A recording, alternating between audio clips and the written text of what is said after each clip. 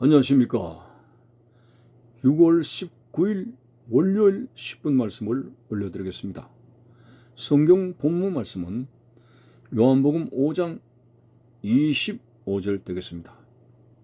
진실로 진실로 너희에게 이르노니 죽은 자들이 하나님의 아들의 음성을 들을 때가 오나니 곧 이때라. 듣는 자는 살아나리라. 아멘. 진실로 진실로 간절한 마음으로 들어라.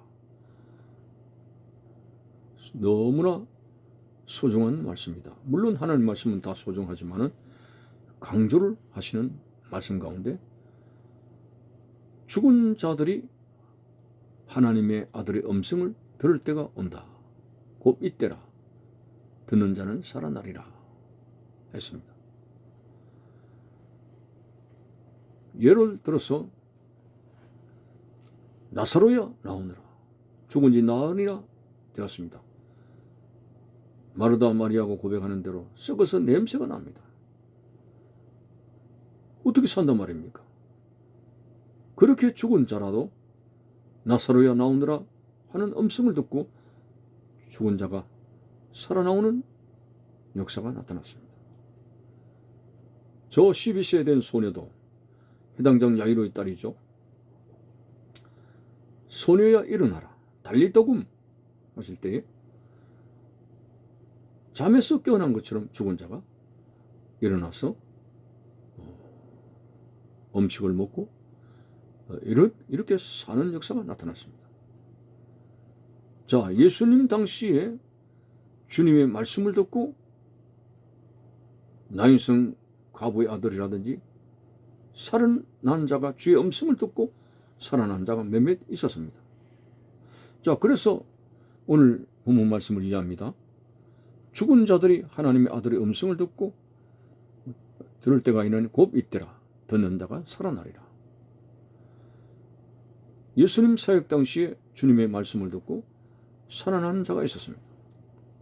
이것을 크게 종말론적으로 확대 해석을 해서 죽은 자들, 이미 죽어서 무덤 속에 있는 자들까지를 생각할 수가 있습니다. 이것은 우리가 잘 아는 대로 예수님께서 구름을 타고 이 땅에 다시 오실 때까지의 부활의 그 권능에 대해서 말씀하고 있습니다. 예수님께서 구름을 타고 오실 때에 나팔 불며 우리의 이름을 부른다고 했습니다. 그때 우리가 잘 아는 대로 무덤 속에 죽은 자들이 다 살아나게 될 것이고 거기서는 이제 믿는 사람도 부활하고 믿지 않는 사람도 부활하게 된다고 했습니다. 다음번 성경에 나옵니다마는 믿는 사람은 영생의 부활로 믿지 않는 사람 영벌의 부활로 나온다고 했습니다.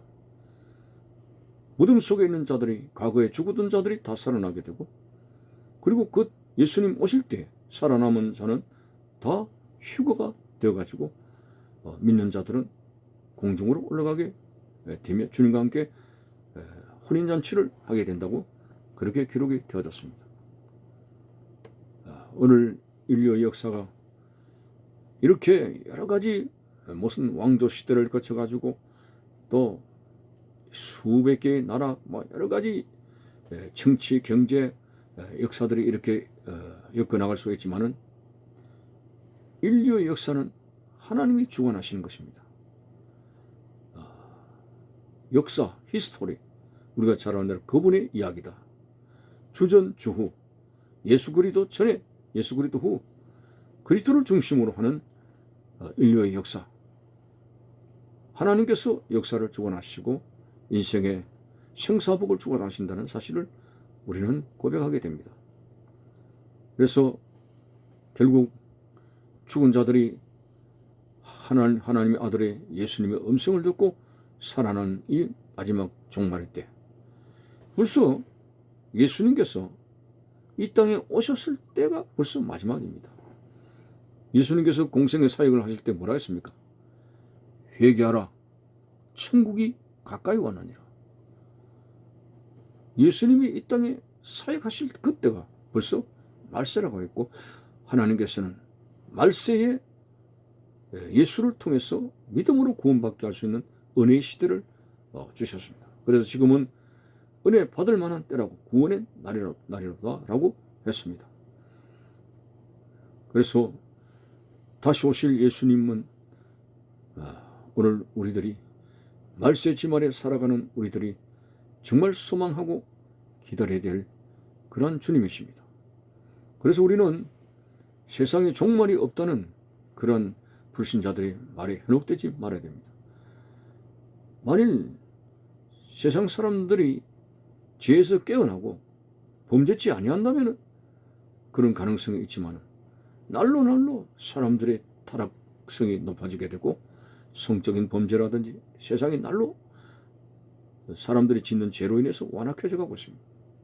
죄가 있는 곳에는 반드시 심판이 있습니다.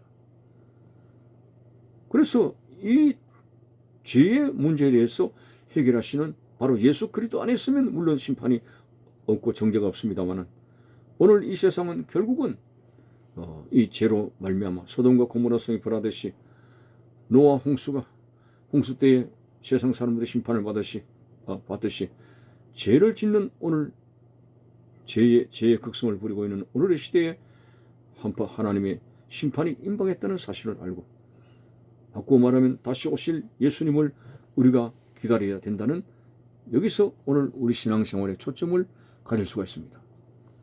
그래서 오늘 우리는 어떤 정신으로 살아가야 되겠느냐? 극단적인 종말론자들이 되지 말아야 됩니다. 데살로니가 교인들이 그 당시에 주님 오실 것처럼 하고 규모 없는 생활을 했습니다. 다시 말해서 성전 안에만 거주하고 기도만 하고 하는 그런 주권이 없는 생활을 치닫게 됩니다. 그들이 하는 일상생활을 부정합니다. 그것은 아니죠. 우리가 내일 주님이 오신다 할지라도 오늘 우리가 맡은 사회적이나 어떤 일들이라도 하나님께서 나에게 주신 천직이라는 믿음을 가지고 소명을 가지고 차분히 일을 할 수 있는, 이것이 바로 주님을 맞이할 수 있는 아름다운 준비가 되는 것이죠. 그리고 항상 영성적으로 깨어 있고요. 회개하라고 천국이 가까이 왔느니라. 회개. 그렇습니다. 죄가 극성을 부리는 오늘 이 시대에 우리가 죄를 극복한다는 것이 어렵습니다. 계속적으로 범죄하는데, 다시 오실 주님 앞에 깨끗한 신부로서 우리가 하나님 주님을 맞이해야 되는데, 오늘 또 넘어지고 하는 이 상황 속에서 절대적으로 필요한 것은 회개입니다. 회개를 통해서 예수 그리스도의 피로 말미암아 씻음을 받게 되는 생활이 마지막 때는 반드시 필요합니다. 바늘 도둑이 소도둑 된다고 사람이 죄를 지을수록 살아가면 그럴 수도 있는 거지. 마음이 완악해지는 것이 문제입니다. 죄를 심상치 않게 생각하는 것이 문제입니다. 마치 엘리 제사장이 아들 홈리와 비나스가 짓는 죄를, 하나님의 재물을 훔치는 것에 대해서 그냥 그렇게 심각하지 않게 생각하다가 온 집안이 패가망신하게 된 사실을 알지 않습니까? 죄는 심각하게 생각해야 됩니다. 반드시 회개를 통해서 죄를 토해야 됩니다. 그리고 예수 그리스도의 피를 통해서 씻음을 받고 예수 그리스도의 피를 믿는 모든 믿음을 통해서 항상 의를 이루고 깨끗함을 이루고 주님 앞에 언제든지 설 수 있는 깨어있는 신앙생활이 지금 어느 때보다도 필요한 시대입니다. 이구동성으로 종말의 시대에 살고 있는 우리들이 아니겠습니까? 다시 오실 주님 어떤 모습으로 오십니까? 구름을 타고 오신다고 했습니다.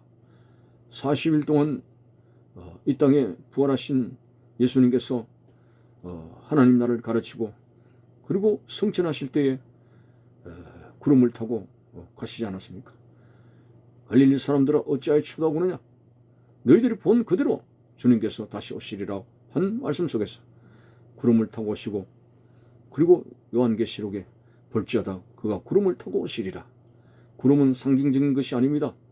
구름을 타고 오시는 예수님을 기다릴 수 있는 그 신앙이 되어서 마지막 때 하나님 앞에 설 수 있는 복된 성도들이 되시기를 바라는 것입니다. 감사합니다.